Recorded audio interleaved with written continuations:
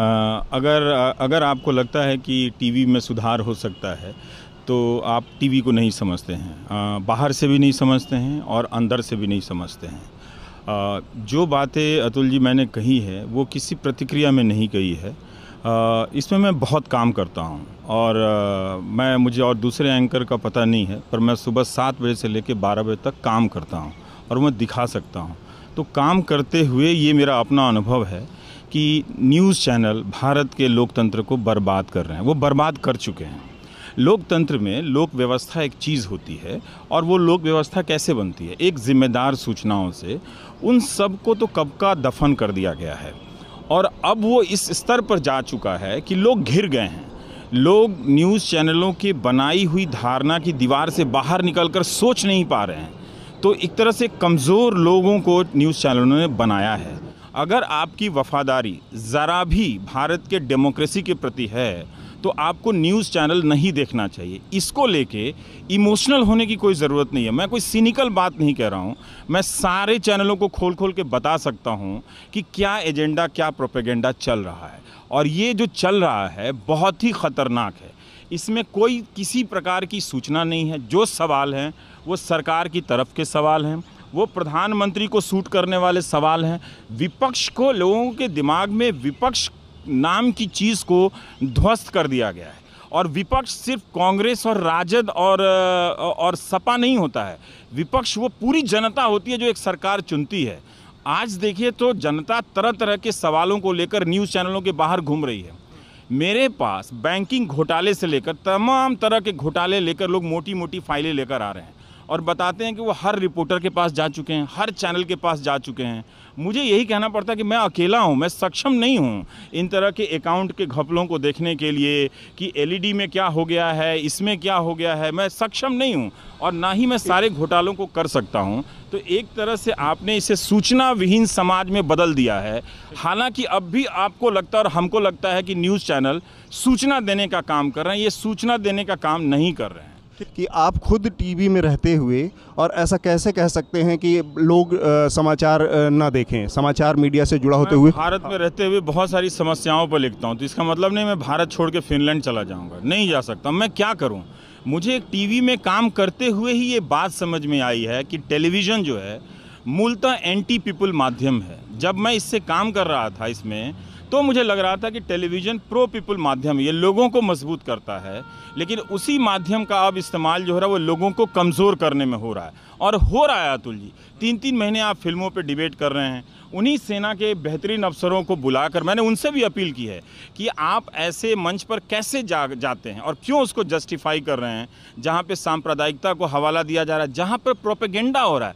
मैं तो बीजेपी के समर्थकों से भी अपील करता हूँ कि क्या नरेंद्र मोदी को पसंद करने के लिए ये ज़रूरी शर्त है कि भारत की मीडिया को ख़त्म कर दिया जाए?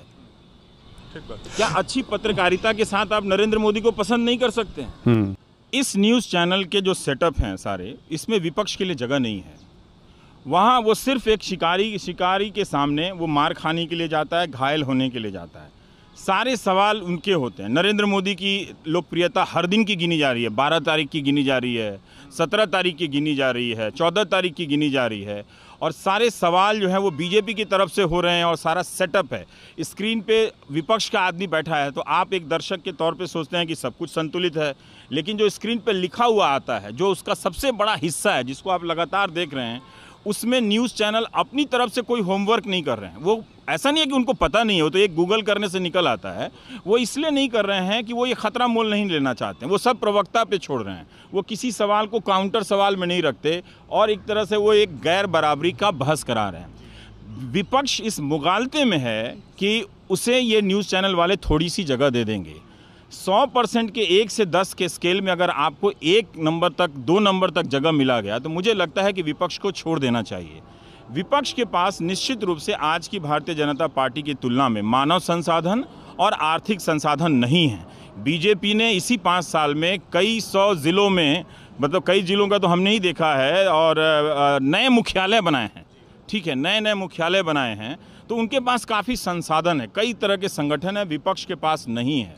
तो ऐसे में विपक्ष के पास भी सत्ता पक्ष की तरह पूर्व में अर्जित की गई बहुत सारी अनैतिकताएं हैं, अपराध कर्म है, पाप भी हैं, है ना। तो उनके पास अगर लोकतंत्र को बचाना उनको लगता है तो उनको एक नैतिक बल दिखाना पड़ेगा।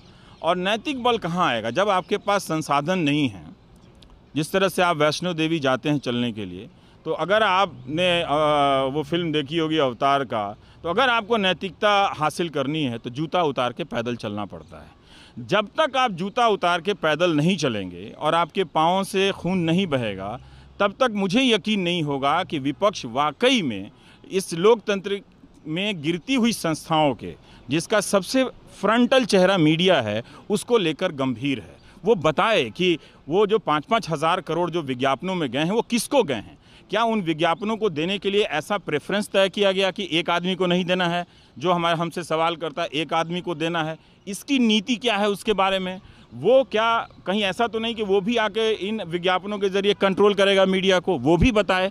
हम ये रिकग्नाइज़ करते हैं कि आपने पहले भी इस तरह के काम किए हैं, लेकिन ये स्केल बहुत बड़ा है, बहुत बड़ा है। मैंने आज जनता को चोक कर दिया है न्यूज़ चैनलों ने। इतना ज़्यादा एंटी पीपल मीडियम मैंने अपने लाइफ में नहीं देखा। मैं डर गया हूँ इस न्यूज़ चैनलों से।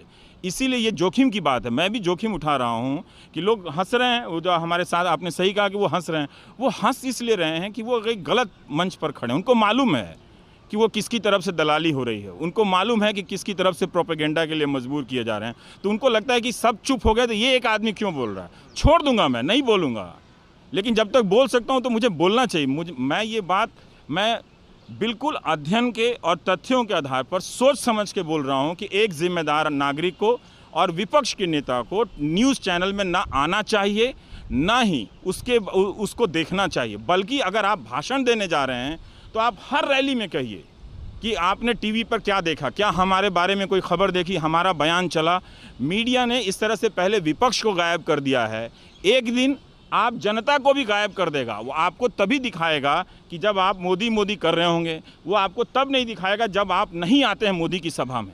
पटना की सभा में अगर आप नहीं आए तो जनता नहीं आके भी अपनी उपस्थिति दर्ज कराती है। हाँ, लेकिन अब उस मीडिया में ताकत नहीं बचा कि नहीं कि वो हम दिखा दें कि भाई आपकी रैली एक फ्लॉप हो गई है, जितना आप इतना खर्च कर रहे हैं। उसमें ताकत नहीं कि आप 100 सभाएं कर रहे हैं तो ये पैसा कहाँ से आ रहा है, कौन दे रहा है, ये सवाल पर उनके फर्जी तरीके से स्कूलों का आप उद्घाटन करके गए हमारे प्रधानमंत्री ने गाजियाबाद में, जो स्कूल चलता नहीं है। ये सवाल पूछने की ताकत मीडिया जब खो दिया है तो जनता को उस मीडिया को छोड़ देना चाहिए और विपक्ष को भी छोड़ देना चाहिए।